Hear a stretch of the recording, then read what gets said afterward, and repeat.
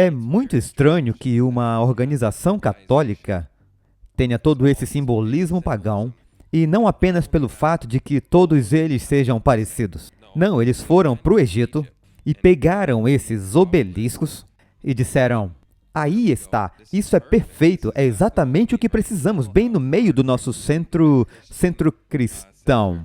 Por isso que é dito que essa besta mudou os tempos e as leis. Então, não é apenas as leis de Deus, mas a lei do tempo, tudo.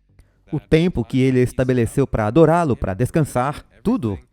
O calendário, não há limites para o que eles vão mudar. Tudo está baseado nesse sistema pagão que eles estão tentando infiltrar, lenta, mas seguramente, na ideologia cristã. Por acaso encontramos na Bíblia a palavra domingo? A palavra domingo não existe na Bíblia. Não A está palavra na Bíblia. domingo em inglês é dia do sol. E a principal relação que a Bíblia faz com o sol eram os pagãos que adoravam esse astro. É Deus proibindo Israel de fazer o mesmo. Portanto, não tem nenhuma menção na Bíblia que relacione o domingo com a adoração do sábado. E eles sabem disso. E para mim é muito estranho que hoje os protestantes digam que o domingo é algo bíblico. E o curioso é que a própria instituição que estabeleceu o domingo reconhece que isso não é bíblico. Então, de onde vem isso? O tempo todo, a Igreja Católica sabe que essa pequena armadilha do domingo mantém os protestantes debaixo de sua autoridade, gostem os protestantes ou não. Você nem sempre precisa saber que está sendo enganado para ser enganado. A maioria não sabe. Por isso que é um engano. Exatamente. É impressionante o fato de os cristãos dizerem: é só um dia. Quem liga para um dia? Mas essa é a natureza do engano. Isso é parte do problema.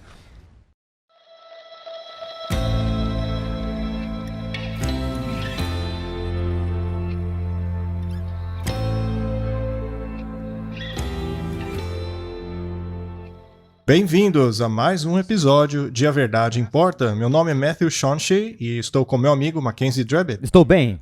Ele ainda está um pouquinho doente, mas pouco. está melhorando. Nós agradecemos as orações de todos que estão nos ajudando a fazer mais esse programa. Antes de começarmos, gostaríamos de mencionar algumas coisas. No último episódio, nós revelamos o fato de que o YouTube nos impediu de fazer o upload de vários vídeos. E por essa razão, nós vamos nos esforçar para migrar os nossos ouvintes para a dtv.watch. E lá você pode fazer muito mais do que no YouTube. É um site que foi projetado para que você estude toda essa informação. Você pode categorizar, organizar. É uma outra experiência. Sim, certifique-se de criar um login. Aí você vai poder receber nossas mensagens, se houver alguma atualização ou material. E então você poderá usar todas as ferramentas de estudo, especialmente as novas que serão lançadas em breve. Também temos um novo aplicativo para Roku. E nossos aplicativos para Smart TV que serão lançados em breve, para que você possa colocá-los na sua Smart TV e assistir a todos os programas ali mesmo. E também gostaríamos de convidá-lo para a nossa Campal, que ocorrerá de 21 a 27 de agosto. Teremos ótimos palestrantes e será muito bom. Acesse o site campmeeting.amazingdiscoveries.org e inscreva-se para ter o seu lugar reservado. E vai ser um encontro muito especial. A própria Barbara O'Neill estará aqui em pessoa. O Randy Skitt também estará aqui. O Scott Meyer e também nós dois, não é? Porque eu sei que algumas pessoas estão se perguntando se a gente vai fazer de maneira remota, mas não, estaremos aqui em pessoa. Portanto, se você segue alguns desses palestrantes, eu sei que as pessoas gostam muito da Bárbara e gostariam de encontrá-la pessoalmente e ter a chance de interagir com ela. Bem, você terá a sua chance aqui na propriedade do Amazing Discoveries em agosto. E eu gostaria de lembrar, por favor, só se registre no site se você pretende vir aqui pessoalmente. O ano passado tivemos alguns problemas com pessoas que achavam que precisavam se registrar para receber os links para assistir em casa, mas não é o caso. Então, só se registre se você vier aqui pessoalmente. Haverá algumas atividades práticas que, é claro, as pessoas que estarão assistindo em casa não poderão participar, Então, se você pode vir, por favor, venha. Porque não sabemos o que vai acontecer nos próximos anos, não é? Não sabemos se poderemos fazer coisas do tipo pessoalmente. Mas, enquanto ainda podemos, somos gratos por essa grande oportunidade. Então, venha e participe. Será com certeza maravilhoso. Muito bem. Continuando de onde paramos no último episódio, nós falamos a respeito da adoração ao sol. Mas veja, do ponto de vista de como Deus se sente em relação a isso, não no nosso. Então, esse estudo é voltado para aquelas pessoas que nunca ouviram falar dessa questão. Se esse é o caso e você nunca ouviu falar disso, se ninguém nunca te ensinou o que a Bíblia diz em relação a esse assunto, então Deus não vai culpá-lo por não ter esse conhecimento, mas a partir do momento em que você passa a tê-lo, você tem que tomar uma decisão. Mas então vamos continuar. Vou revisar alguns pontos que foram mencionados aqui desde a última vez, mas será bastante rápido. Caso você tenha perdido outro episódio, por favor, assista. Vimos no último episódio que a coisa mais abominável para Deus era a adoração do sol.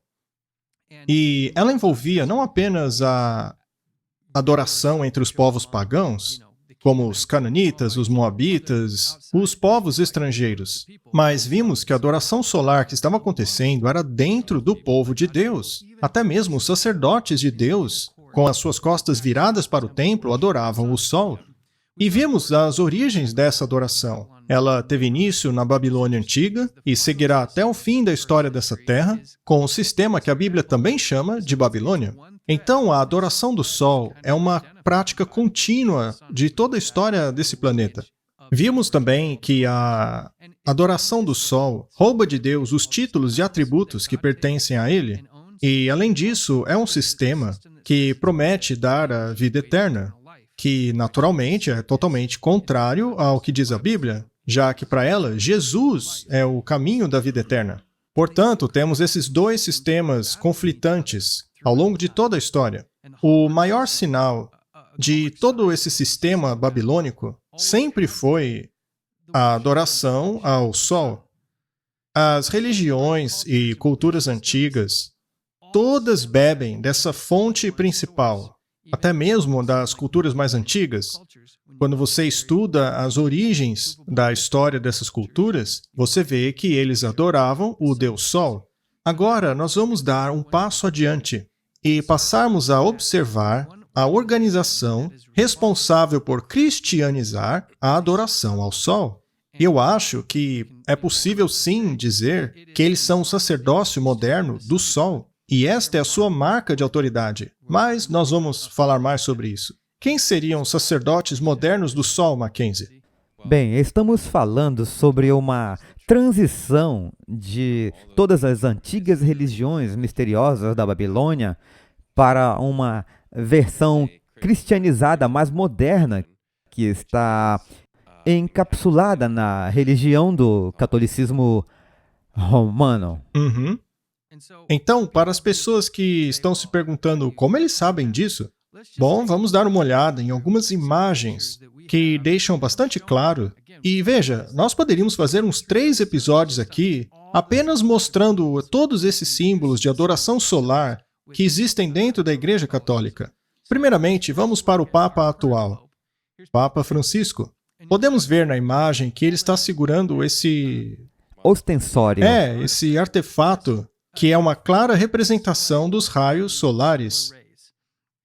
E se você olhar bem de perto, verá que os raios solares são intercalados. No episódio passado, nós mencionamos que existe 2 formas de raios solares, um raio solar masculino e um feminino. E muito do que estamos vendo aqui envolve o processo reprodutivo. É uma representação da fecundação do óvulo, que estaria no meio dos raios. E vemos que não é apenas o Papa Francisco, mas também o Papa João Paulo, o Papa Ratzinger, todos esses papas anteriores, todos eles manejam esses símbolos de adoração ao sol. E também há outros símbolos ainda, como a cruz maltesa, o chapéu de Dagon. Todas essas coisas apontam para esse conglomerado de simbolismo pagão que é conduzido por esses sacerdotes pagãos. O que, na verdade, não deveria ser muito surpreendente para as pessoas que estudam história, já que antes da Roma papal tivemos a Roma pagã. que acabou introduzindo o seu paganismo quando Roma se tornou cristã. Muitas das práticas pagãs da Roma imperial acabaram se filtrando depois que o cristianismo se tornou a religião do Estado. Mas a questão é que a adoração ao sol existe em todas as catedrais católicas. É impossível entrar em uma catedral e não ver algo do tipo. Temos aqui uma moeda do Papa Pio XI. E no verso da moeda podemos ver o disco solar acima do cálice. E no centro do sol temos o logo do IHS. Você sabe que símbolo é esse? Bem, isso abrange algumas coisas, mas especificamente os jesuítas. Exatamente. Os jesuítas têm esse IHS. Bem, segundo eles, essas letras se relacionam a Jesus? Bem, eles dizem que o significado para isso é que isso é para pessoas abertas, mas os iniciados e o histórico de como tudo isso surgiu é algo um pouco diferente. Exatamente. Eles dizem que significa Jesus, o Salvador da raça humana, mas nós sabemos que essas letras representam Isis, Horus e Set. Ao menos até certo ponto, isso é uma reverência à trindade egípcia, que por sua vez teve sua origem em Nimrod, Semiramis e Tammuz. E sempre temos o elemento da adoração solar nessas coisas. Aqui fica um pouco mais fácil de ver a diferença entre os raios solares. Percebam que há 3 raios retos e um raio ondulado a cada 3 raios retos.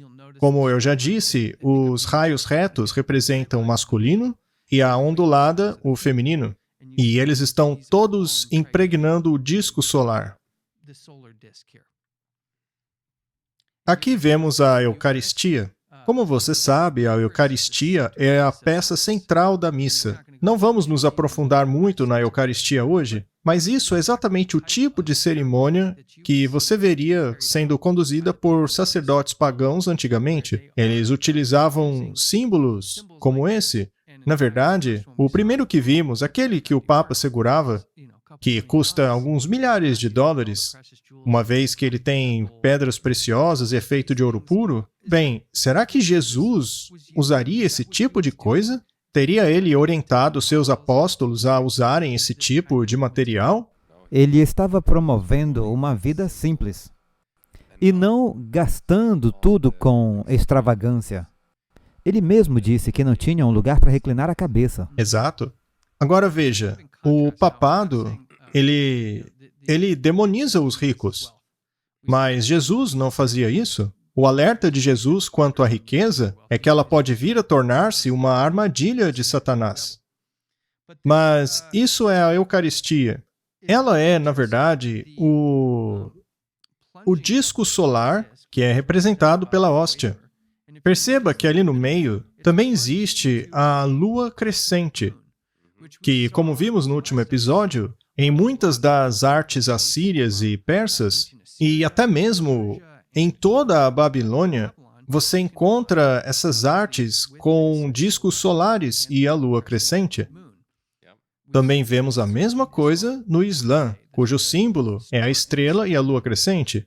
Então, a Eucaristia e a hóstia redonda é essencialmente uma cerimônia sexual entre o sacerdote pagão e o Deus Sol. E também nós temos aquilo que, na verdade, a lua representa como o útero, e então você tem o disco, e eles pegam isso e dizem que esse é o corpo literal, e participam basicamente daquela criança recém-nascida, e que não tem nada a ver com aqueles símbolos do sol e da lua. Sim, e eles dizem que por meio da transubstanciação são capazes de trazer o corpo e sangue literal de Cristo para assim sacrificá-lo em cada missa. E ao comê-lo literalmente, segundo eles, ora, isso acaba sendo um ato de canibalismo. Mas o que Jesus queria dizer quanto a comer a sua carne e beber o seu sangue era em relação a comer a palavra de Deus, a assimilar a palavra de Deus. Mas eles distorceram o significado disso. Nós já vimos que o touro com o sol sobre sua cabeça remete àquela história dos israelitas assim que deixaram o Egito. E vemos, mais uma vez, a figura da estrela e da lua sendo usadas vez após vez. De um lado, você vê esse símbolo num templo islâmico, e ali à direita, um altar romano católico com Maria e o disco solar dentro. A simbologia nos ajuda a determinar a origem das coisas. E podemos mostrar muitos outros exemplos que apresentam essa simbologia dentro do sacerdócio e propriedades católicas hoje, que remontam a essas culturas antigas. Temos aqui a Marquise de São Bernini, em Roma, e é provavelmente uma das maiores coleções de símbolos pagãos do mundo. Eu sei que você já esteve no Vaticano. Você foi mais recentemente do que eu. Eu era muito jovem, eu não entendia essas coisas quando fui lá. Mas essa marquise, em especial, é praticamente a junção de todos o simbolismo pagão. Veja a serpente em cada pilar, e dentro, lá no topo, você vê a águia, que poderia ser a fênix, como já vimos muitas vezes, dentro do disco solar, com os raios ao redor dele. E quando você vai direto, passando pela marquise, no que seria o altar de Pedro, você encontra um dos símbolos mais impressionantes que existem no mundo. Se isso não fosse puramente mal, talvez seja uma das artes mais bonitas já feita. E aqui nós temos um close do que seria esse símbolo solar. E uma vez que, você sabe, eles apagaram o segundo mandamento, existem ídolos por toda parte, vemos esses anjos infantis, que é uma imagem muito popular. Aliás, um católico me explicou por que eles removeram o segundo mandamento. É porque, segundo eles, o lugar santo e o lugar santíssimo, especificamente o santíssimo, possui ídolos dentro dele, já que lá existem ídolos dos dois querubins no propiciatório da arca. Agora, o que eu acho interessante sobre isso é que você está pegando algo que o próprio Deus prescreveu, que Ele ordenou com um propósito específico, e aí você vai lá e extrapola aquilo, criando todo um novo sistema que gira em torno de estátuas que são literalmente veneradas. Bem, há uma grande diferença entre usar esses símbolos e adorar imagens de escultura reais. Isso é todo o método por trás do catolicismo, pois há, de fato, venerações nelas, certo? O que não era o objetivo no antigo sistema do santuário. Você não estava idolatrando os emblemas. Eles eram símbolos, um tipo do literal, portanto, com uma conotação muito diferente. Com certeza, com certeza. Eles então pegam aquelas figuras dos querubins como desculpa para mudar a lei de Deus. Então, voltando, podemos ver tantos símbolos de adoração solar nesse sistema que poderíamos ficar muito tempo aqui mostrando essas imagens. Nesta imagem, vemos o sol iluminando Jesus ou Maria? Sim, e veja, a Maria do sistema católico não é a Maria da Bíblia. Esse sistema adora a rainha do céu, que é identificada como Semiramis, e a Ísis e Ishtar, que adaptou-se ao longo dos séculos, infiltrou-se no cristianismo e hoje tornou-se Maria, que hoje, como todos sabemos, é venerada como a intercessora. Na verdade, temos muitos clipes do próprio Papa falando sobre isso. Se você tem um problema, vá a Maria. Existem escritos católicos dizendo que se você for a Maria buscando a sua intercessão, ela apresentará o seu seio a Jesus para amamentá-lo e assim acalmá-lo de sua fúria. Então, Maria é essa intercessora entre Cristo e as pessoas. Mas, como temos dito aqui, na verdade, é uma divindade pagã que foi se adaptando ao longo da história. Nós vemos quase que em toda a arte católica o disco solar por trás das cabeças.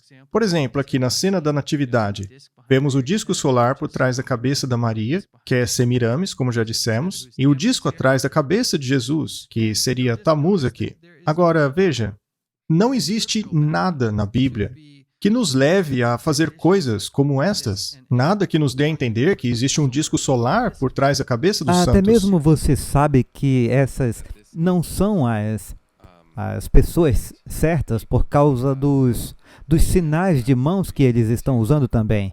Eles estão sempre fazendo certos gestos na obra de arte.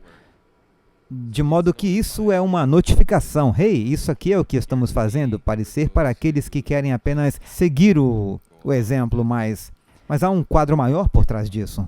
Certamente, eles aqui estão prestando reverência ao Deus que eles servem. Este gesto da mão, tão comum entre as artes católicas, é o mesmo da estátua de Bafomé. Tudo isso nos remete às raízes pagãs, de onde eles bebem a fonte. Se você for ao Vaticano hoje mesmo, você verá que existem enormes estátuas lá no museu que não foram cristianizadas. Elas são pura e simplesmente estátuas pagãs que foram retiradas do Panteão. A Grécia tem o Partenon e Roma o Panteão, e eles pegaram aquelas estátuas e as colocaram no Museu do Vaticano. Agora, tem uma coisa interessante. Das estátuas dos deuses retirados do Panteão, existe uma que não está lá, que é a estátua de Júpiter. Você deve se lembrar que eu li uma citação no último episódio que Marduk e Baal estavam todos associados ao planeta Júpiter. Agora, o interessante é que quando se estuda sobre a história dessa estátua, se descobre que, na verdade, essa estátua foi refigurada. Ela foi retirada lá do Panteão, refigurada e colocada lá como a estátua de Pedro. E, na verdade, não é um grande segredo de quem ela seja, pois basta olhar para o disco solar enorme por trás de sua cabeça. Agora veja que no paredão por trás dela também vemos flor de lis, que também é um símbolo de Júpiter ou Baal. Mais uma vez, estudando sua história, você verá que trata-se de um símbolo reprodutor. E as pessoas podem dizer, mas como vocês sabem que eles estão adorando essa estátua? Bem, basta olhar para o pé da estátua. Ela está desgastada, pois as pessoas passam a mão nela em sinal de adoração e reverência. E deveria ser assim, porque veja como o pé da estátua foi colocado propositalmente para frente. A ideia original é que as pessoas beijassem o pé da estátua. Será que Jesus aprova isso? Não. Há apenas um a quem devemos prestar homenagem, que é Deus. E as outras pessoas devem apenas nos direcionar a Deus. O maior dentre vocês é aquele que serve a todos. Essa ideia de ser o maior e ter seu pé beijado não é bíblica. E, ironicamente, existe uma estátua do Papa com a coroa tríplice, cujo pé está estendido à frente, ou seja, me reverencie. Agora, outra coisa que a maioria das pessoas não percebe é que ali no pátio principal do Vaticano se encontra a maior roda solar do mundo. Ela meio que divide os diferentes solstícios e equinócios. Tem tudo a ver com a adoração solar. E o curioso é que bem ao centro dessa roda solar está um obelisco egípcio. Mais uma vez, um símbolo reprodutor. E, obviamente, isso significa apenas uma coisa. Agora, você também encontra esse obelisco lá em Washington, mais conhecido como o Monumento de Washington. E também existe um na cidade de Londres. São cidades-estados independentes de cada nação. Agora, a maioria das pessoas não sabem que Washington não é tecnicamente parte dos 50 estados dos Estados Unidos. Mas, enfim, você vai ver que este símbolo conecta os três. E é uma gigantesca roda solar, que nos mostram que, sim, de fato, nós honramos o Deus do Sol. E o obelisco egípcio, bem ali no meio, mostra que se trata do deus egípcio, ou babilônico, sobre os quais temos falado nos últimos episódios. E outra coisa que eu quero enfatizar aqui, na verdade, é que, porque você mencionou o obelisco no centro. Existe mais de um obelisco em Roma. Existe o que está no centro do disco solar, mas também tem um do lado de fora do templo jesuíta, de São João de Latrão, que é aquele que veio diretamente do Egito. E é muito estranho que uma organização católica tenha todos esses simbolismos pagãos. E não é simplesmente, eles são todos parecidos. Não. Eles foram ao Egito e pegaram esses obeliscos e disseram, aí está, perfeito, é exatamente o que precisamos, bem no meio do nosso centro cristão. Cristão. Mas quando você olha para essa roda, nós não vamos nos envolver muito com essa questão, mas o interessante é que os pontos do disco solar apontam para diferentes equinócios vernais. E é mesmo muito interessante, porque quando você olha para como Deus conta o tempo e como os pagãos contam o tempo, é muito diferente. Os pagãos vão pelo sol. Então é tudo pelo equinócio vernal e essas coisas. Mas Deus não, ele vai pela lua e pelos dias da semana. Portanto, é uma estrutura totalmente diferente.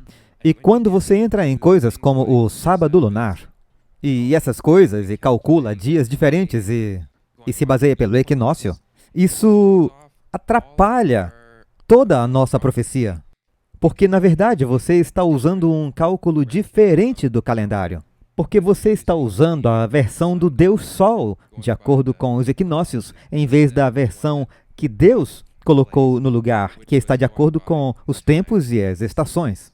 Portanto, é uma estrutura totalmente diferente, não apenas em termos ideológicos, mas também em termos práticos, de como eles julgam o tempo. É por isso que se diz que essa besta pensaria em mudar os tempos e as leis.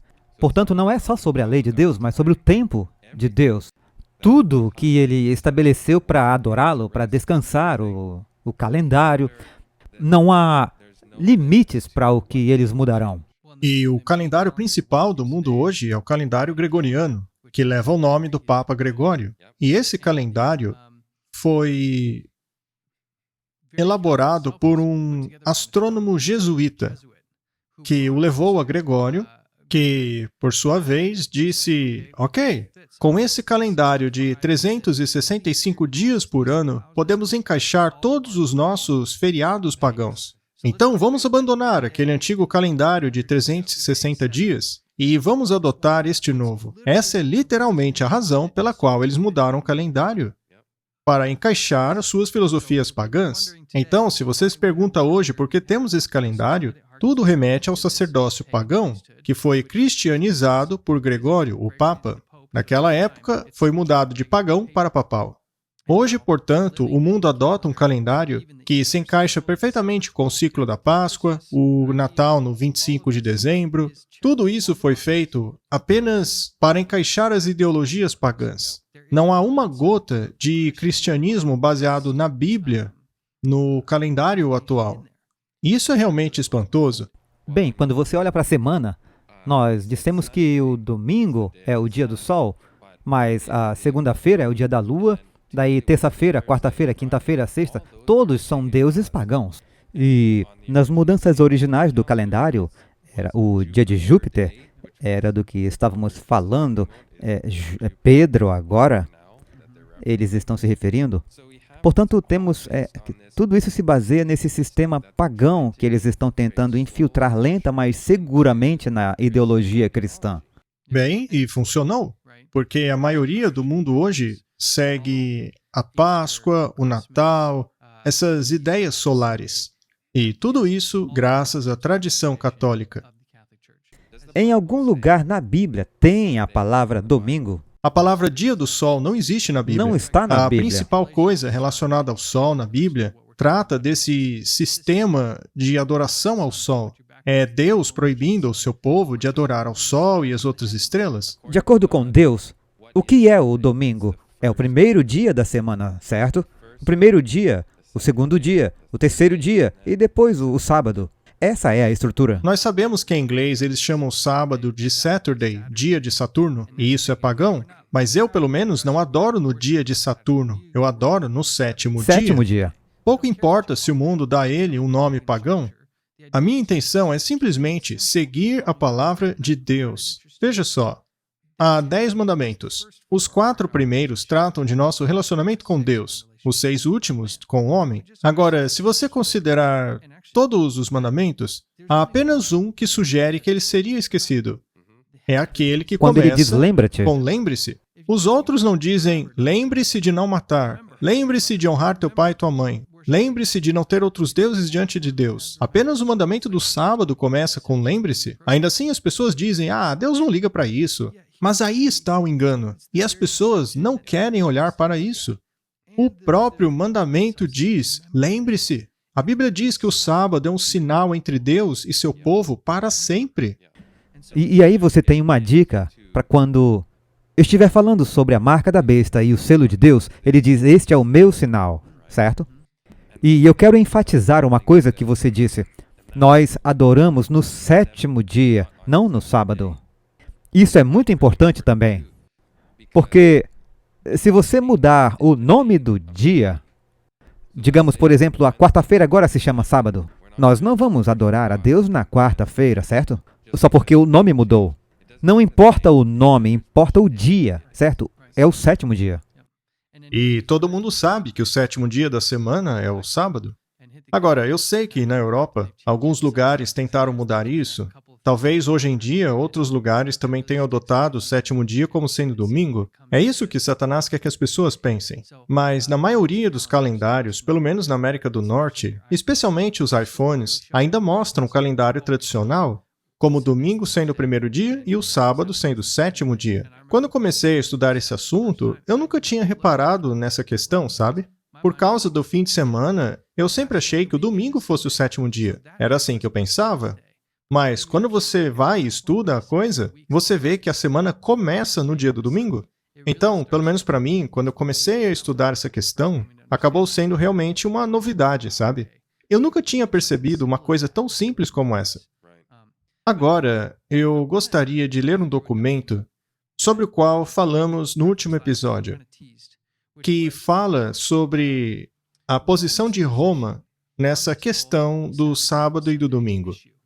Você pode encontrar muitas citações da Igreja Católica a respeito de o domingo ser a sua marca de autoridade. Agora, a linguagem que o papado utiliza é realmente impressionante. Este é o primeiro de 4 artigos que foram escritos em resposta a uma ação da Suprema Corte. Em 1892, a Suprema Corte decidiu que a América tinha que ser uma nação cristã. E aqui estamos nós em 2023 e a mesma coisa está acontecendo hoje. Eles ainda são um grupo pequeno, mas a tendência é crescerem. Esse grupo quer oficializar a América como sendo uma nação cristã. É claro que os ateus e pessoas seculares não querem isso, mas muitos não sabem que a Suprema Corte Americana já decidiu isso em 1892. Então, o que aconteceu? Os adventistas escreveram uma resposta a esse decreto chamada de apelo e advertência. Neste documento, eles tentavam mostrar ao povo americano que, mesmo sendo cristãos, não podemos oficializar o cristianismo, pois, ao fazer isto, colocamos em risco a liberdade religiosa, a liberdade de consciência, basicamente fazendo aquilo que Roma fez por mais de 1000 anos. Todos sabemos da história. É o tipo de coisa que nos permite saber como que esse sacerdócio pagão romano se sente a respeito dessa questão, porque eles responderam aos adventistas. Isso é muito impressionante. Eles escreveram 4 artigos por meio da revista Catholic Mirror. A revista Catholic Mirror é meio que a porta-voz do papado e da arquidiocese dos Estados Unidos. Então, eles utilizam essa revista para expressar as visões do papado sem ter que emitir uma doutrina católica oficial, uma encíclica a respeito de alguma questão. Então vamos ler o primeiro desses 4 artigos e faremos os nossos comentários ao longo da leitura. E eu quero deixar claro que vamos ler literalmente a carta. É exatamente o que foi escrito. Eu gostaria que as pessoas que ainda guardam um domingo prestassem atenção a esta carta católica, pois ela é extremamente esclarecedora. Vamos começar a ler o documento. Vamos lá. O assunto em questão chamou a nossa atenção na última semana, após termos recebido uma publicação de 21 páginas, publicada pela Associação de Liberdade Religiosa Internacional, chamada Apelo e Advertência. Lembrando que essa tal publicação foi escrita por adventistas, mas publicada por meio da Associação de Liberdade Religiosa Internacional. E é exatamente por isso que o papado acabou tendo acesso a ela. Contendo resoluções adotadas pela Conferência Geral dos Adventistas do Sétimo Dia. As resoluções criticam e censuram, com bastante firmeza, as ações do Congresso dos Estados Unidos e da Suprema Corte ao invadirem os direitos do povo por meio do fechamento da Feira Mundial aos domingos, Esse era o assunto do momento na época, se a feira mundial poderia ser aberta aos domingos ou não. Os protestantes não queriam que ela funcionasse aos domingos. Eu só quero fazer mais um comentário. Por causa dessa questão do domingo com a feira mundial, eles tiveram que fazer uma definição, porque eles estavam legalizando isso, o fechamento no domingo, e estavam dizendo que era uma nação cristã. Eles tiveram que dar uma definição para qual era o dia do Shabat. Daí, por causa disso, nos documentos legais dos Estados Unidos, quando a palavra Shabat é usada, ela se refere ao primeiro dia da semana. Então, eles mudaram o significado do sétimo dia e disseram, não, vamos determinar que o Shabat é, na verdade, o primeiro dia da semana, quando estivermos fazendo referência a ele. Porque esse é o dia que consideramos ser o dia do Shabat. E isso se encaixa perfeitamente à Igreja Católica. Não à Bíblia, mas ao papado. Vamos continuar. Os adventistas são o único corpo cristão que tem a Bíblia como seu professor. Foram os adventistas que escreveram isso, Mackenzie? Não, esse é um texto católico. Essa revista é nada mais, nada menos do que a porta-voz da Igreja Católica naquele período de 1800. Segundo os católicos, os adventistas são o único corpo de cristãos que tem a Bíblia como seu professor e que não encontram nela nenhuma razão para a mudança do sétimo dia para o primeiro. E vem daí o seu nome Adventistas do Sétimo Dia. Eles separam o sábado exclusivamente para adoração a Deus, em conformidade com o mandamento que o próprio Deus reiterou repetidamente no Antigo e Novo Testamento e que foi literalmente obedecido pelos filhos de Israel por milhares de anos até hoje e endossado pelo ensino e prática do Filho de Deus enquanto esteve nessa terra. Ok, tem muita coisa aí. Isso quer dizer, estão dizendo que no Antigo e no Novo Testamento, o Filho de Deus, enquanto estava na terra, ainda promovia isso. E todos os livros sagrados. E os adventistas não dizem adventistas do sábado, eles dizem adventistas do sétimo dia. E eles estão dizendo descaradamente, isso é o mais bíblico possível. E os protestantes hoje dizem que o Novo Testamento não exalta o sábado judeu. Mas aqui eles dizem que a Bíblia toda, tanto o Antigo como o Novo Testamento, apoia o sábado. E também reconhecem que o Filho de Deus guardou esse dia enquanto esteve aqui. Bem, se a mudança não está na Bíblia, quando ela ocorreu? Porque não foi Jesus enquanto esteve aqui. E em toda a Bíblia, o sétimo dia é considerado o dia santo. Estamos vendo os próprios sacerdotes do Deus Sol nos dizendo que eles reconhecem esse fato e que só existe uma igreja nessa terra que guarda o dia de sábado da maneira como manda a Bíblia. Vamos continuar. Por outro lado, com exceção dos adventistas, os protestantes de todo o mundo, com a mesma Bíblia que eles tanto estimam como seu único professor, através de sua prática desde seu aparecimento no século XVI, mesmo vendo que o povo judeu ainda mantém essa prática, rejeitaram o dia de adoração nomeado por Deus e escolheram, em aparente contradição ao seu mandamento, um dia de adoração que nunca foi mencionado para esse propósito. Ou seja, eles reconhecem que não tem absolutamente nada na Bíblia que faça referência ao domingo como dia de adoração. Eles sabem disso. Você se lembra das coisas que dissemos no último episódio? Que os protestantes alegam que o sábado foi transferido para o domingo por causa da ressurreição do Senhor neste dia?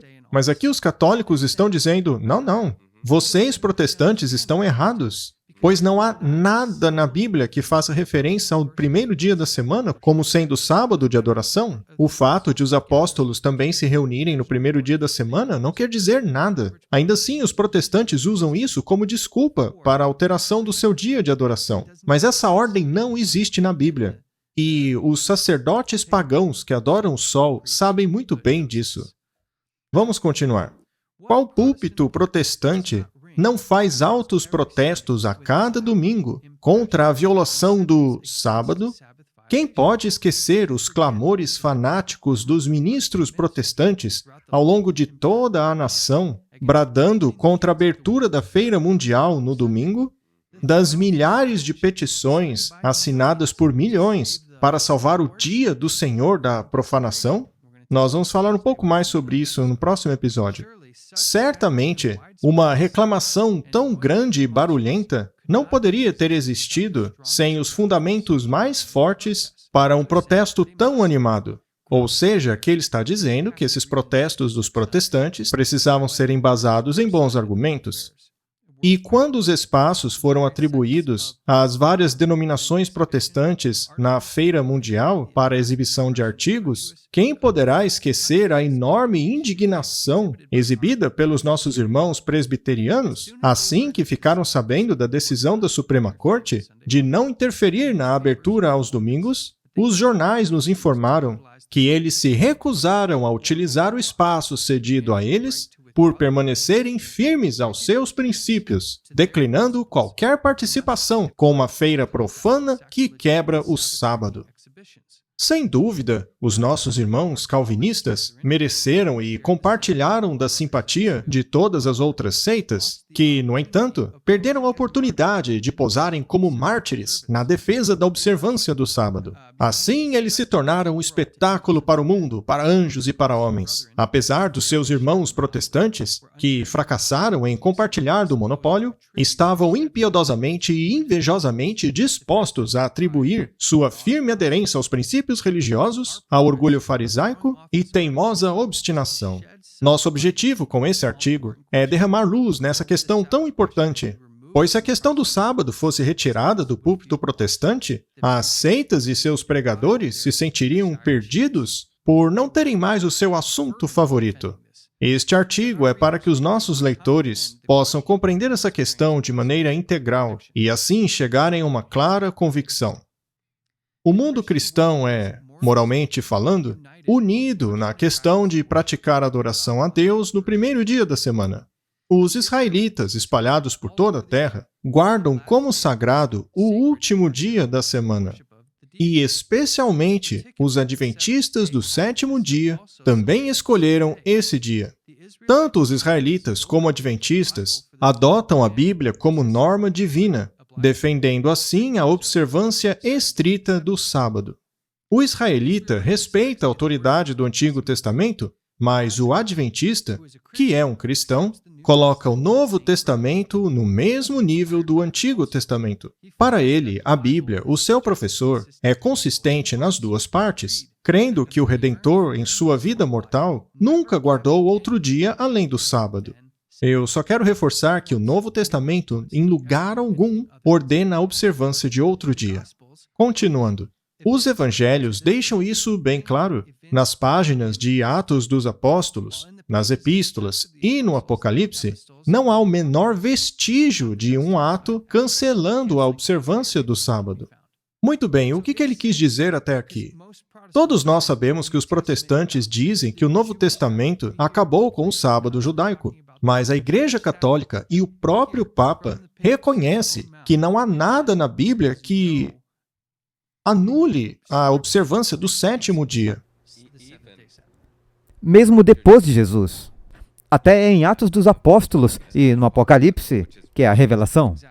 Então vemos nas epístolas e em todas as cartas às igrejas que ao longo de todo o registro, até mesmo depois de Jesus, nenhum outro dia foi guardado além do sábado, o sétimo dia. E eles sabem disso. Então por que as igrejas protestantes não reconhecem isso? Vamos continuar. Portanto, os adventistas, assim como os israelitas, derivam a sua crença do Antigo Testamento, que é confirmado pelo Novo Testamento, endossando completamente, através da vida e prática do Redentor e de seus discípulos, o ensinamento da Santa Palavra por quase um século da era cristã. Sim, então, você vê que eles estão dizendo por um século passado, porque, obviamente, uma vez que Jesus voltou para o céu, os apóstolos continuaram indo e pregando por décadas, certo? E aqui está dizendo que eles nunca mudaram, nunca começaram a adorar o domingo, não importa como você queira tentar inserir isso no texto, todos os dados históricos mostram que eles não mudaram. E então, eles estão dizendo isso abertamente. E para mim é estranho como os protestantes hoje afirmem que o domingo é algo biblicamente ensinado. Mas não apenas a Bíblia não ensina isso, como a própria instituição que inventou o domingo diz que a Bíblia não ensina isso. E nós vamos estudar como surgiu o domingo dentro do cristianismo, pois, de fato, é a partir ali do primeiro século que isso começou a acontecer. Nós vamos tocar nesse assunto em outro episódio, que também vai abordar também essa confusão de o dia do Senhor não ser o dia do sábado, mas o domingo. Nós vamos abordar esse tema com muitas evidências. Quando João foi tomado pelo Espírito ali em Apocalipse, o dia do Senhor não era o domingo, mas o sétimo dia. Vamos continuar. Considerados numericamente, os adventistas do sétimo dia são uma porção insignificante da população protestante da Terra. Mas se o critério não for números, mas a verdade... Aliás, essa questão do número, o remanescente é pequeno, não é? É o que restou. Algumas pessoas dizem nos comentários dos nossos vídeos que o remanescente não é pequeno. Ora, vá ver a definição de remanescente. Remanescente é o que sobrou. É o que restou. A palavra original para remanescente vem de como um rolo de tecido, certo? Um enorme tecido cru. E muitos anos depois, o que acontece com o remanescente são as últimas revoluções em torno do carretel. E essa classe terá, na verdade, a marca do carretel nela. E isso é interessante porque significa que o remanescente está apegado ao que, na verdade, foi o fundamento, que é Cristo, ou a palavra sagrada, a Bíblia sagrada, que está impressa nesse remanescente. E quanto mais você se afasta, mais você se afasta do que era o original. E vemos lá em Apocalipse 12, verso 17, que Satanás, o dragão, está irado com a mulher, e que o homem do pecado é o cabeça do reino de Satanás. E o dragão odeia a mulher, que é a igreja. E o homem do pecado é definido pela quebra e alteração da lei. Mas depois disso, a Bíblia define quem é a igreja. São aqueles que guardam os mandamentos e a fé de Jesus, ou o testemunho de Jesus. Então, quando defendemos a lei, nós, adventistas, não estamos querendo ser legalistas. Não defendemos a ideia de merecer nossa salvação. Mas a questão é que a Bíblia diz que tem um grupo que rejeita a lei e se apega a Satanás e ao homem do pecado, e a esse sistema babilônico que quebra a lei. E do outro lado, tem um pequeno grupo de pessoas que guarda a lei. E eu repito, é Apocalipse 12, verso 17, que os classifica assim, que são guardadores da lei. Então, não fazemos isso para sermos salvos, mas simplesmente como uma expressão do reino que servimos. Quanto mais perto chegamos de Cristo, o processo da santificação vai nos habilitando a guardar cada vez mais a lei. E se cairmos, temos o advogado Jesus Cristo. Todo o livro de Hebreus fala sobre isso. Porque somos nós que precisamos mudar, não Deus. Ele é quem faz a lei e nós tentamos segui-la. Não nós decidimos, nós gostamos de adorar no domingo. E Deus só vai ter que concordar com isso. Não, não é assim que funciona. E veja, eu digo isso com todo respeito. É definitivamente a desculpa mais preguiçosa chamar a lei de Deus de legalismo. Existe legalismo? Com certeza. Veja o ortodoxismo judaico. Eles tentam ganhar o céu literalmente com o esforço deles. Nesse grupo, você vê todos os rituais e cerimônias e tradições, tudo isso com o propósito de torná-lo merecedor do céu pelo seu esforço em observar essas coisas. Mas não é isso que defendemos. Existe uma diferença entre representar o reino do qual você faz parte, o reino no qual você quer passar a eternidade, cuja lei você se submete, e fazer essas coisas todas no objetivo de merecer o céu.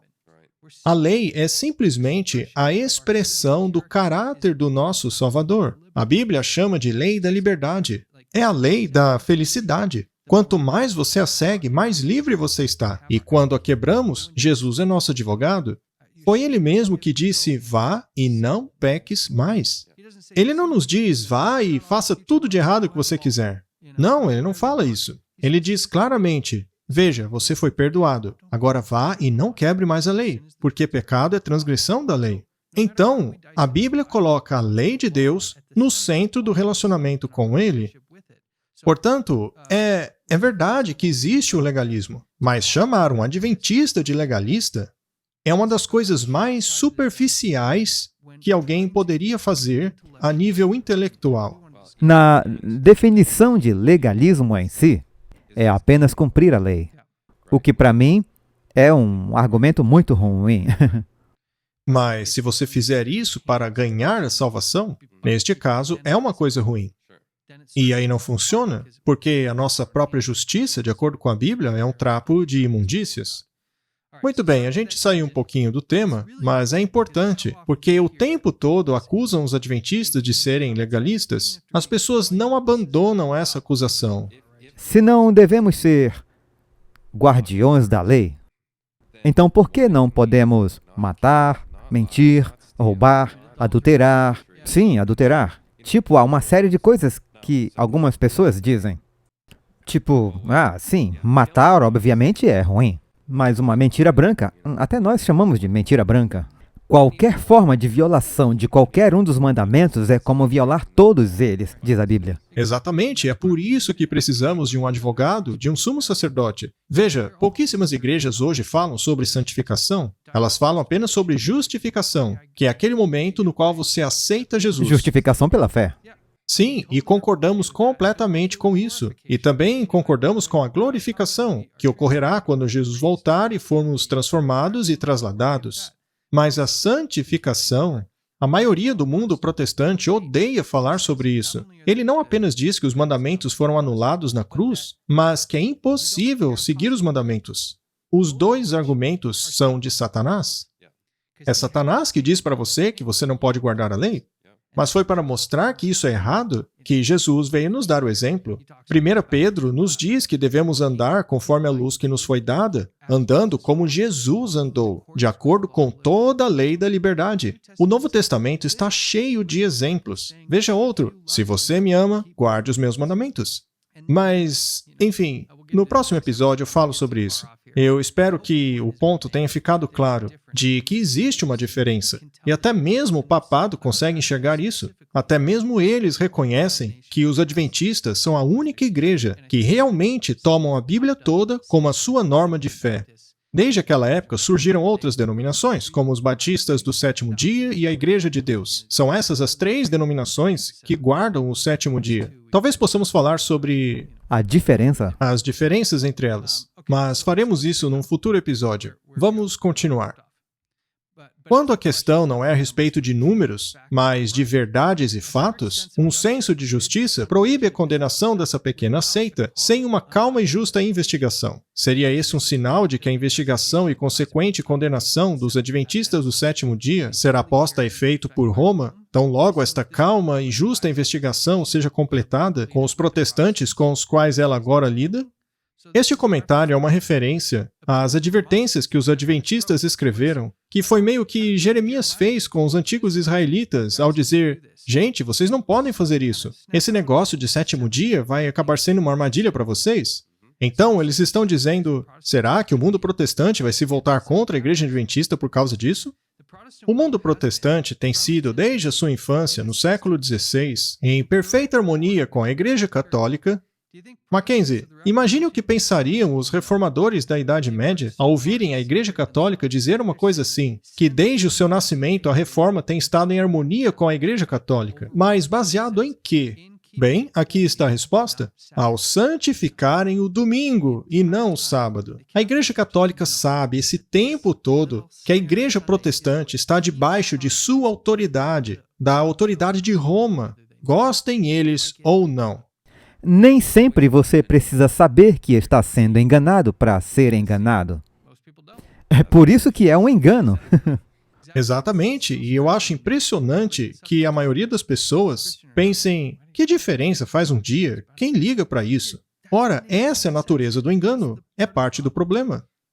A discussão dos fundamentos que levaram a essa unanimidade de sentimento e prática por 300 anos ajudaram a colocar o protestantismo em uma base sólida nessa questão. Caso seus argumentos suplantassem aqueles providos pelos israelitas e adventistas, de que a Bíblia, a única norma reconhecida pelos dois litigantes, fosse o árbitro e testemunha. O que ele está dizendo é que os israelitas e os adventistas, naquela época, eram os dois únicos grupos que estavam enxergando essa marca distintiva entre eles. Dizem que nos últimos 300 anos. E por que 300 anos?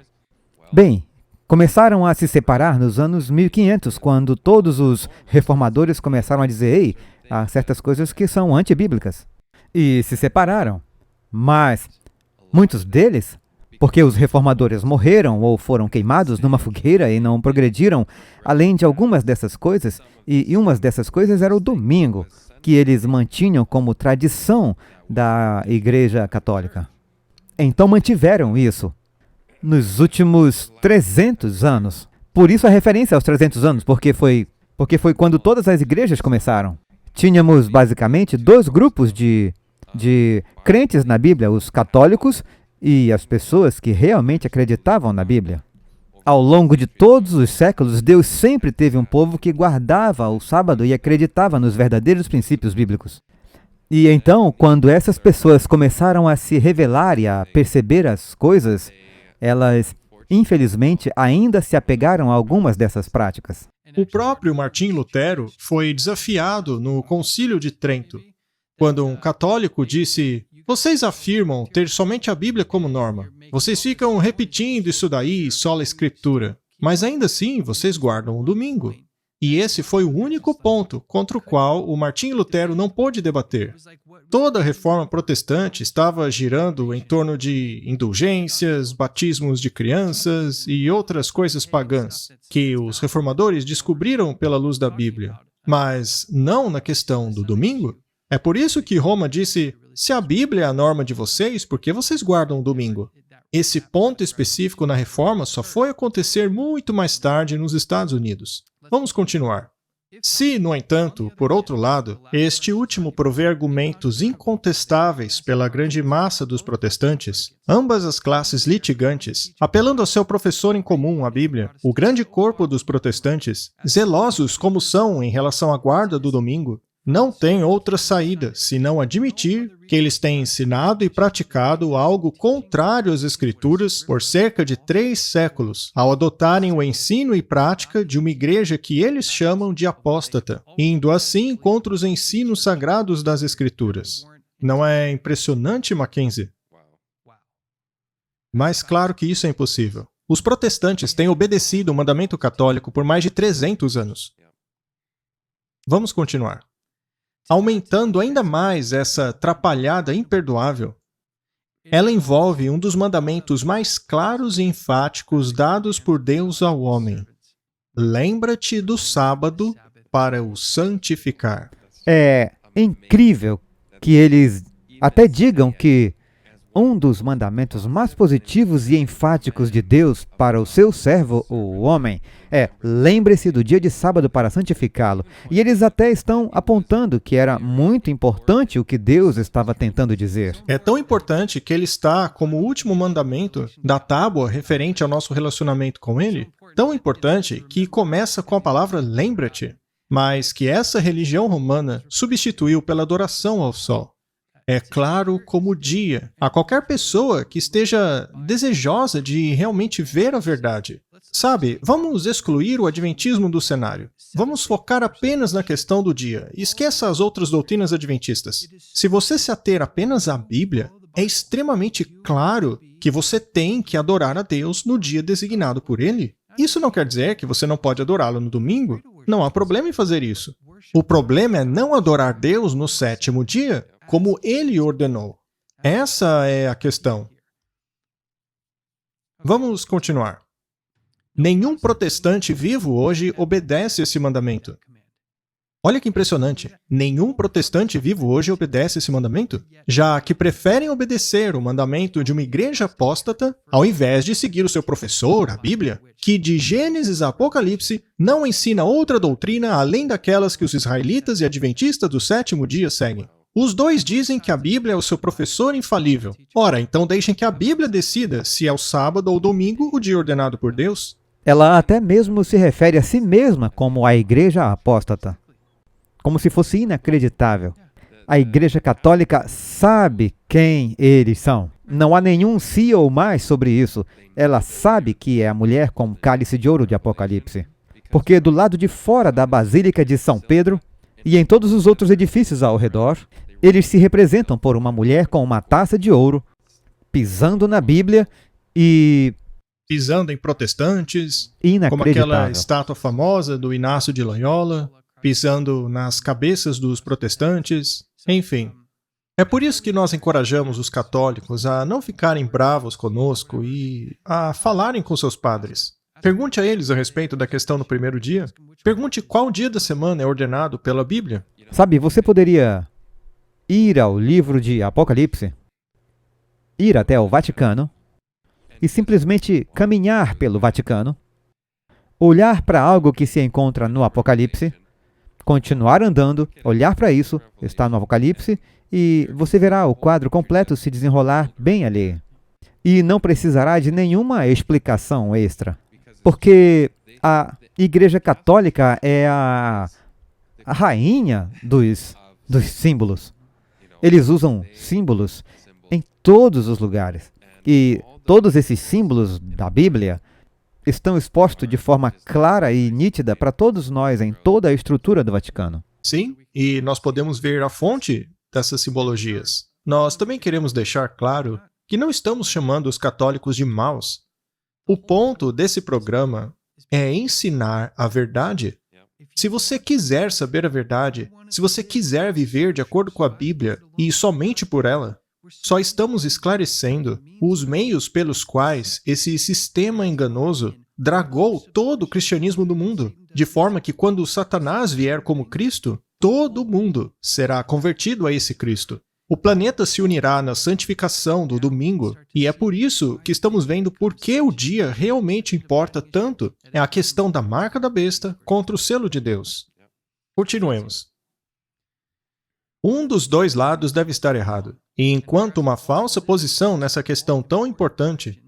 Veja, Mackenzie, ela reconhece que é um assunto importante. Sim, são todos importantes. Continuando, uma falsa posição nesse assunto tão importante envolve uma penalidade terrível, ameaçado pelo próprio Deus, contra os transgressores da sua aliança perpétua.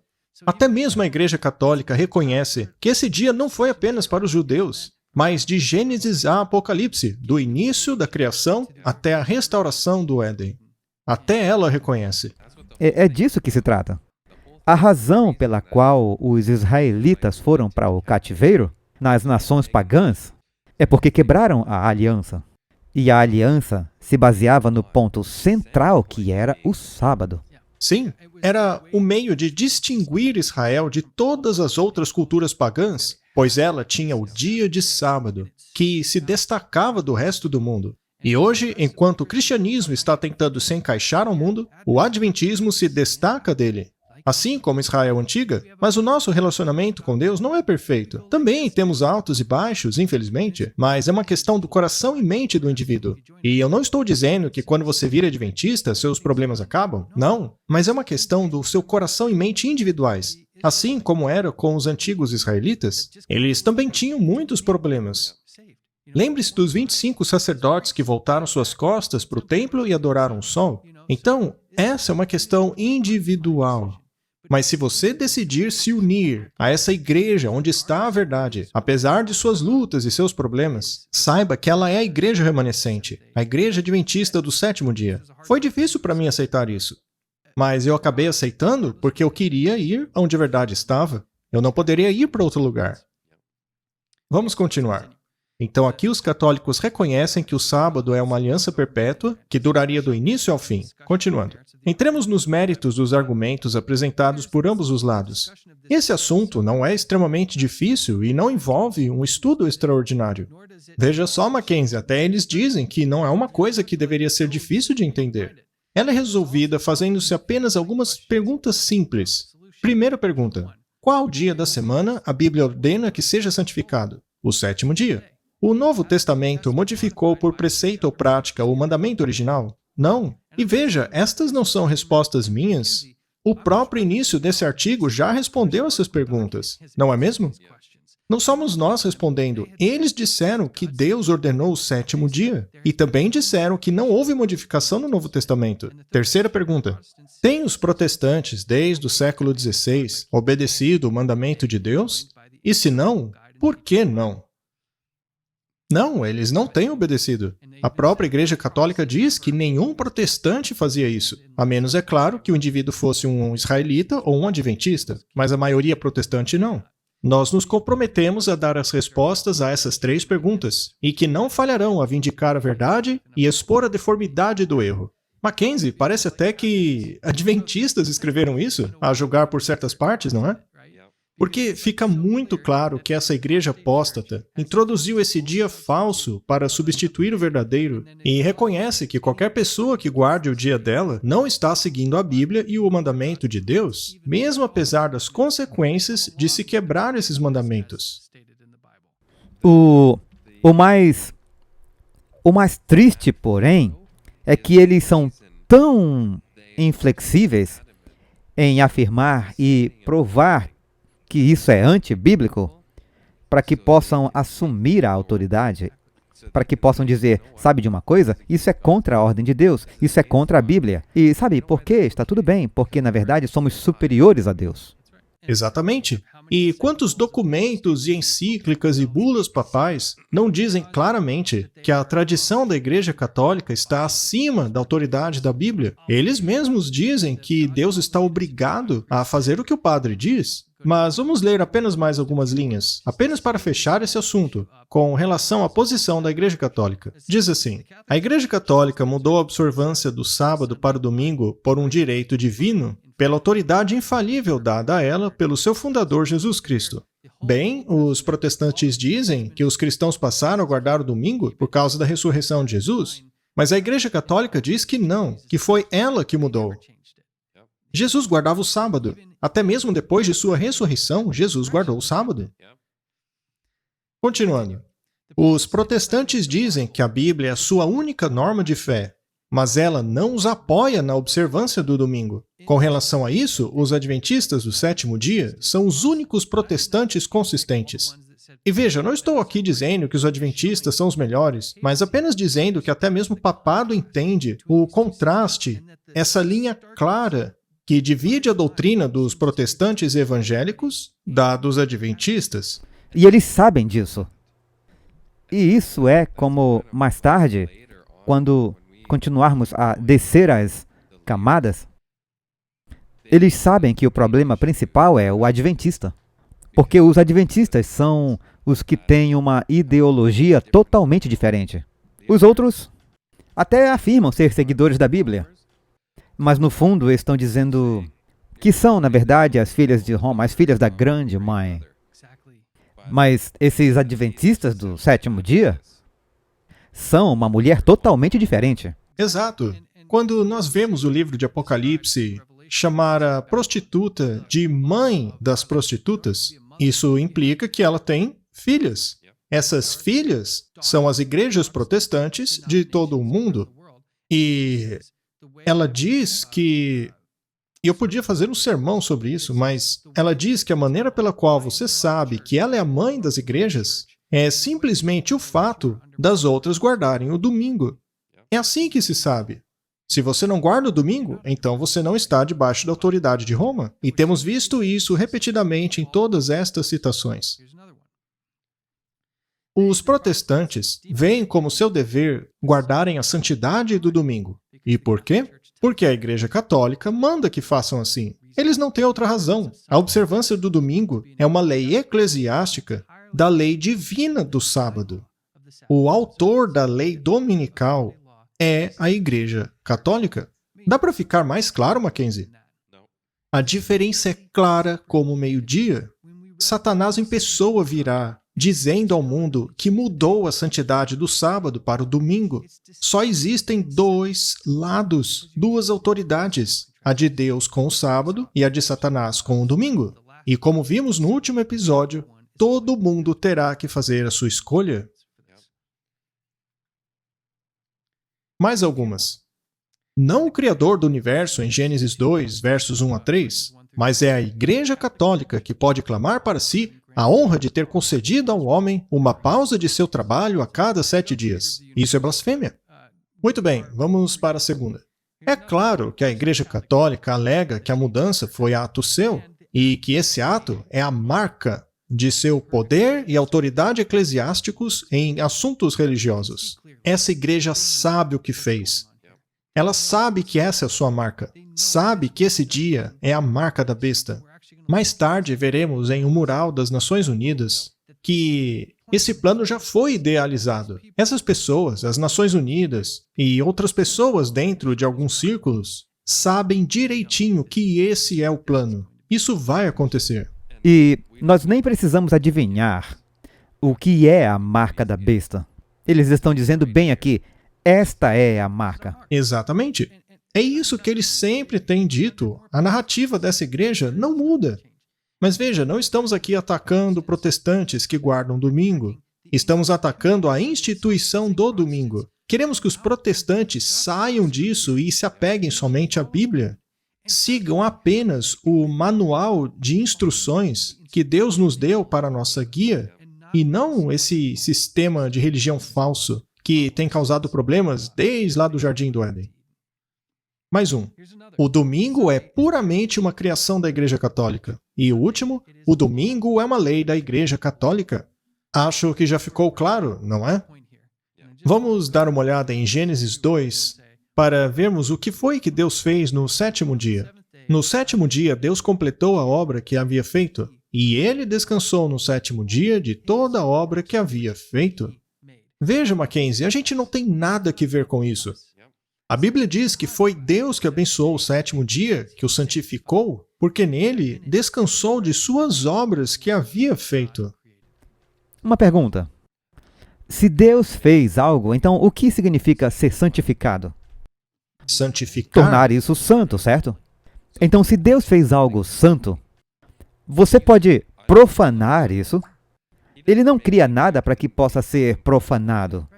A aliança que ele deu para Israel era uma aliança santa. Quem quebrou a aliança? Israel? Israel quebrou a aliança. Mas isso significa que a aliança agora não era mais santa? Não, a aliança ainda era obrigatória.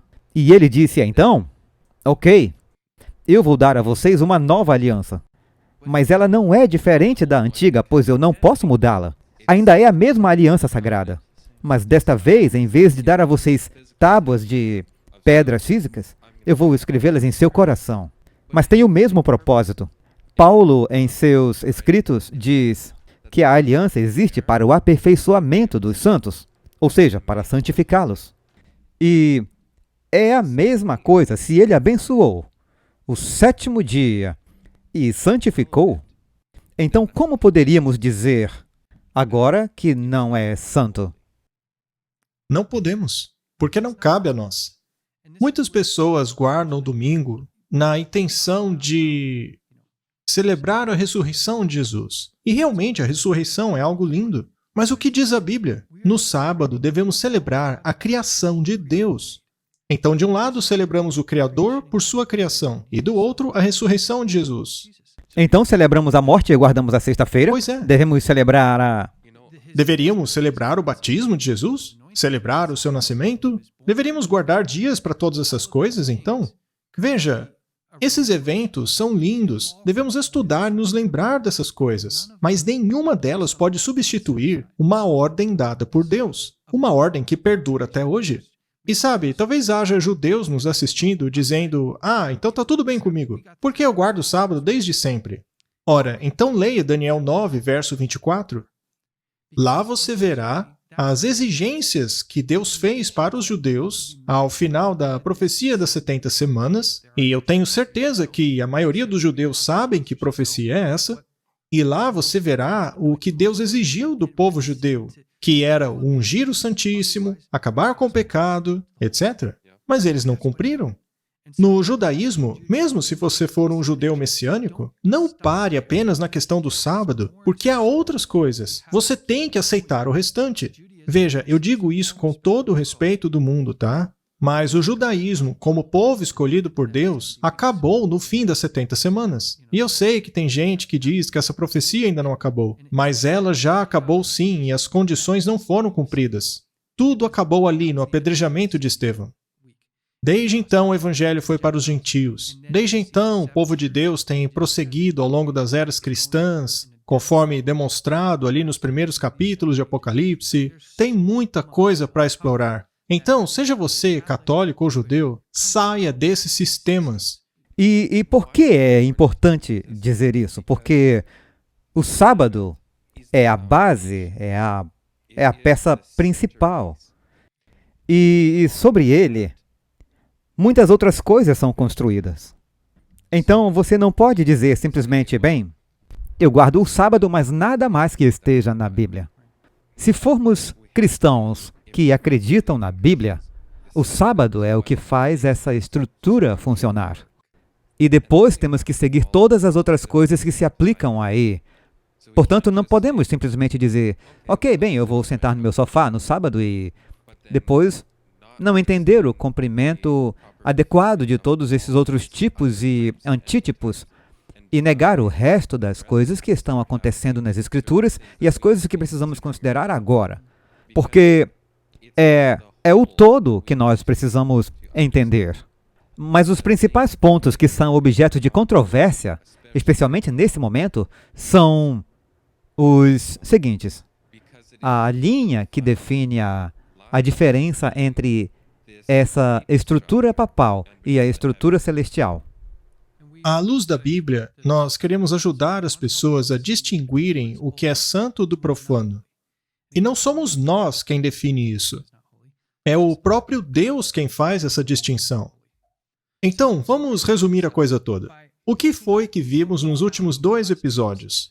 Nós vimos que, de acordo com o livro de Ezequiel, a pior abominação possível aos olhos de Deus é a adoração do sol. E é claro, tudo que isso envolve, pois pega aquilo que é de Deus e coloca de lado. E vimos que essa adoração solar começa desde o início da história do paganismo. Teve início na Babilônia, continuou na cultura egípcia, e depois para os Medo-Persas, para a Grécia, Roma, o Papado e hoje no protestantismo. Assim como a estátua de Daniel 2, isso veio desde a cabeça aos pés, que, como sabemos, representa o período atual. Agora, isso vai entrar em outro estudo, passando por Daniel e todos os símbolos e tipos, mas se você olhar na parede atrás do Matt, temos aquele leão da Babilônia ali, porque essa é uma sequência das profecias.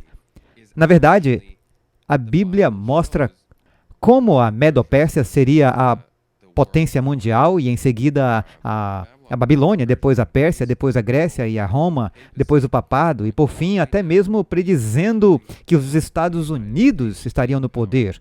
Todas essas coisas estão em Daniel e em Apocalipse. E quando você começa a entender todas as peças e a entender essa variedade dessa adoração do sol ou essa adoração ao domingo, no lugar da lei de Deus, e a marca da besta e o selo de Deus, todas essas peças começam a se juntar, aí você começa a ver o mosaico e diz, uau, isso é realmente o que vem acontecendo há 6.000 anos. Desde o Jardim do Éden até os nossos dias, que é basicamente o ponto culminante de tudo isso. É isso mesmo, e é o que a Bíblia diz que iria acontecer. Conforme vimos no último episódio, tudo isso daí tem que ver com a adoração do sol. Essa adoração substitui o Filho de Deus pelo sol, alega que esse astro é a fonte da criação, da vida, da verdade e da justiça, é encontrada na maioria das culturas e sempre é associado ao primeiro dia da semana. Então, por que Deus odeia a adoração do sol tanto assim? É porque ela quebra todos os 4 primeiros mandamentos e incorpora a totalidade desse sistema apóstata, o qual luta contra o povo de Deus desde o início. Também vimos que a adoração do sol é a adoração a Tammuz, o que quebra o primeiro mandamento.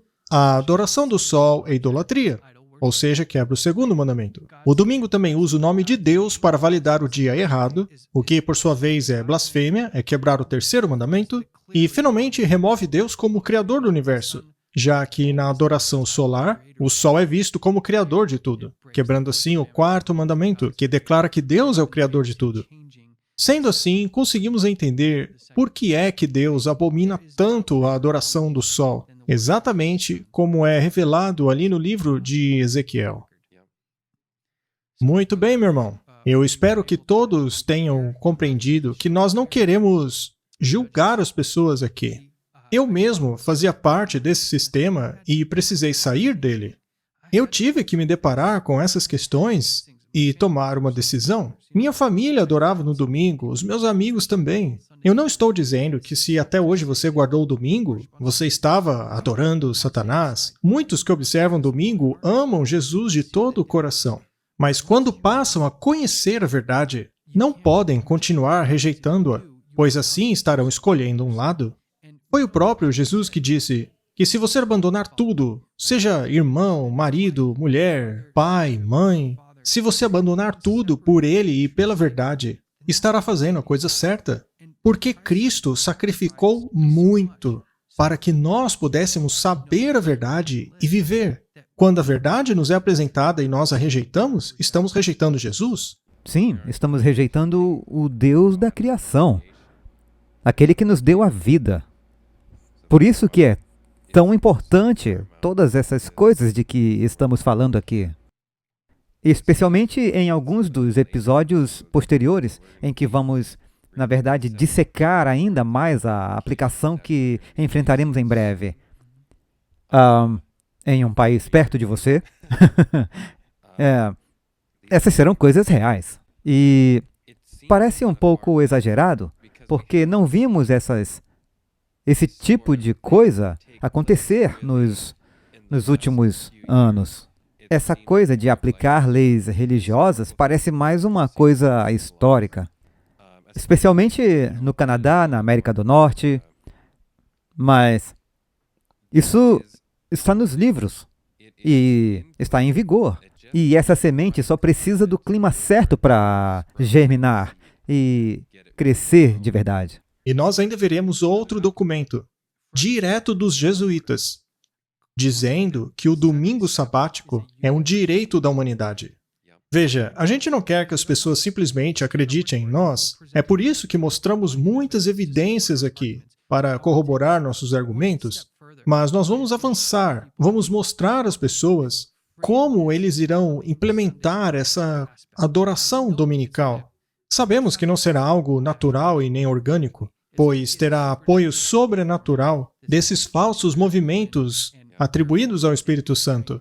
E vamos mostrar quais são os planos pelas lentes dos jesuítas, no sentido de estabelecer o domingo como um direito universal da humanidade. Vamos falar a respeito dos objetivos sustentáveis e como tudo isso se relaciona ao papado.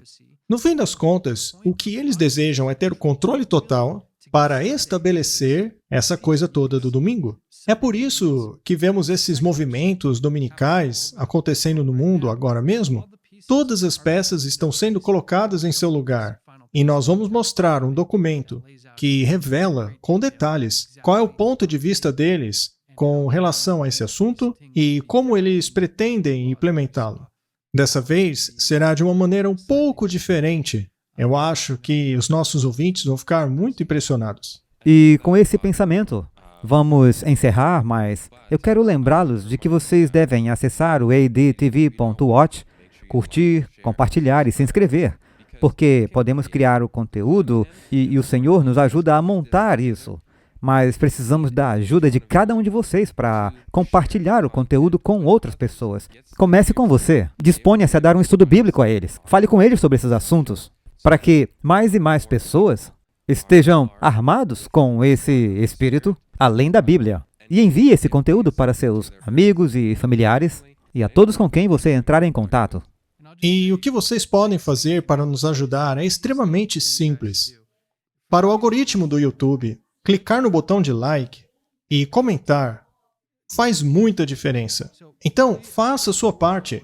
Ajude essa informação a ser propagada apenas fazendo isso. Às vezes, temos 10, 20, 30, 40, 100 mil pessoas assistindo e apenas 10% disso clicam no like e comentam. Mas você não tem ideia do impacto que você pode causar na vida de alguém que você nem conhece apenas por fazer essas coisas e assim nos ajudar a sermos propagados pelo YouTube. Verdade. E Nós estamos sempre à procura de mais talentos. Eu queria enfatizar isso também. Portanto, editores, se você é um editor, se você é um designer gráfico, se você está no marketing, se você está em qualquer diferente departamento, você pode pensar, precisamos de ajuda, somos uma equipe pequena. Vamos com o Espírito de Deus e colocamos nosso melhor esforço juntos, mas estamos sempre à procura de ajuda extra. Portanto, se você tiver essa possibilidade, envie seu currículo para client-care@amazingdiscoveries.org. Estamos sempre procurando mais pessoas para a equipe de edição de vídeo, especialmente para tentar publicar o conteúdo mais rapidamente. Precisamos de mais pessoas envolvidas. E é uma bênção ter o time que nós temos agora, que se esforçam tanto para realizar o que eles têm realizado até aqui. Deus abençoe todos vocês e muito obrigado. Obrigado e até a próxima.